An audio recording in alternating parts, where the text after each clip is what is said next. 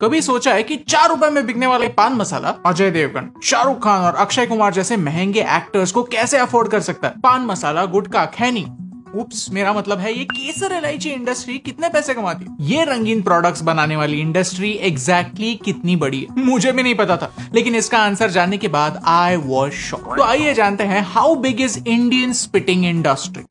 Video काफी interesting है तो प्लीज इसे एंड तक देखिए, और अगर आपको इस वीडियो का पॉइंट समझा तो इसे अपने दोस्तों के साथ शेयर कीजिए। सबसे पहला सवाल, ये पान मसाला वाले लोग इतने बड़े स्टार्स को कैसे अफोर्ड कर सकते हैं? फिल्म अवार्ड्स को स्पॉन्सरशिप पान मसाला कंपनीज देते हैं, बड़े न्यूज़पेपर्स के फ्रंट पेज पर बड़े बड़े एड्स छापते हैं, यहाँ तक अपने 30 सेकंड के एड के शूट के लिए फॉरेन लोकेशंस भी जाते हैं। ये सब करने के लिए पैसे तो लगते होंगे, और ये ब्रांड्स ये सारा खर्चा इजिली अफोर्ड कर सकते हैं क्योंकि भारत का पान मसाला मार्केट 41,000 करोड़ का है। To put things in perspective, India का चॉकलेट मार्केट 16,000 करोड़ का है और हमारा बिस्किट मार्केट 37,000 करोड़ का। बड़े एक्टर्स एक एड के लिए 10 करोड़ चार्ज करते हैं, जो एक 41,000 करोड़ की इंडस्ट्री के लिए सिर्फ 0.02%। भारत पान मसाला एक्सपोर्ट करने में दुनिया में नंबर 1 है और हमारा सबसे बड़ा इंपोर्टर यूएई है। पूरी टोबैको इंडस्ट्री कुल मिलाकर 4.5 करोड़ लोगों को एम्प्लॉय करती है। अब आता है मेरा दूसरा सवाल, क्या लोगों को कैंसर बेचना लीगल है? वर्ल्ड हेल्थ ऑर्गेनाइजेशन कहता है कि दुनिया में 10 करोड़ लोग टोबैको रिलेटेड कैंसर की वजह से मरते हैं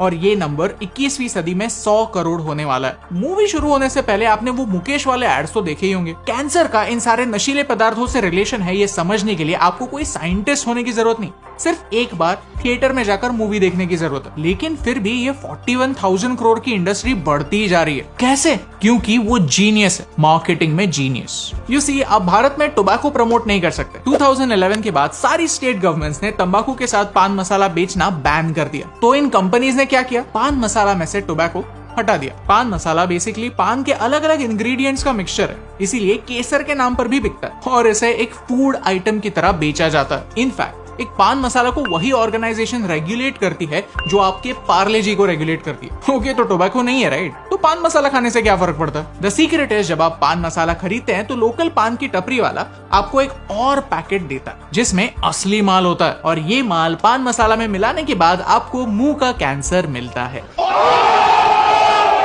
लिटरली मैंने एक्सपेरिमेंट करने के लिए सिर्फ ये पैकेट मांगा और उसके साथ साथ पान वाले ने मुझे ये पैकेट भी दे दिया, मेरे पूछे बगैर। रिस्पॉन्सिबिलिटी से भागने में पान मसाला कंपनीज माहिर, क्योंकि टेक्निकली उनके प्रोडक्ट में टोबैको तो है ही नहीं, तो इस पैकेट पर कहीं भी वो कैंसर वाली वार्निंग भी नहीं है। इसी मोरल के पीछे छुपकर बड़े बड़े स्टार्स इसे प्रमोट करने के लिए रेडी हो जाते हैं। ऑफ कोर्स 5-10 करोड़ मिल रहे हैं तो ना कौन बोलेगा। इस स्टाइल ऑफ एडवर्टाइजिंग को सरोगेट एडवर्टाइजिंग कहा जाता है। अल्कोहल की एड बनाना बैंड है तो अल्कोहल कंपनी सेम नाम पर क्लब सोडा निकालते हैं ताकि ब्रांड की इमेज बने। कैसेट्स एंड सीडीज निकालते हैं ताकि ब्रांड का नाम याद रहे।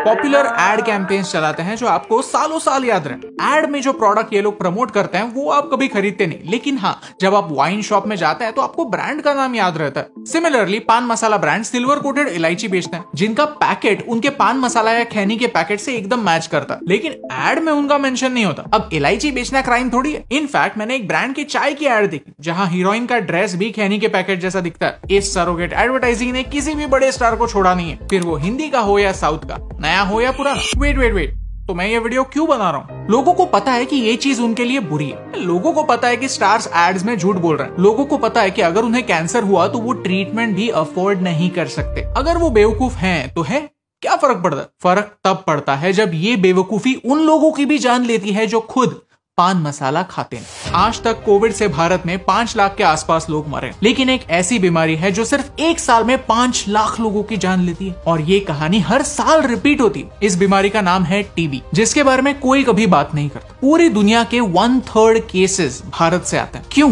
क्योंकि टीबी कोविड की तरह ही ड्रॉपलेट से फैलता है। जब एक इन्फेक्टेड इंसान खांसता है, छींकता है या फिर रास्ते पर थूकता है, तब उनके इन्फेक्टेड ड्रॉपलेट्स उनकी बॉडी से निकलकर हवा में जाते हैं। सवाल यह है, क्या बाहर के लोग छींकते खांसते नहीं?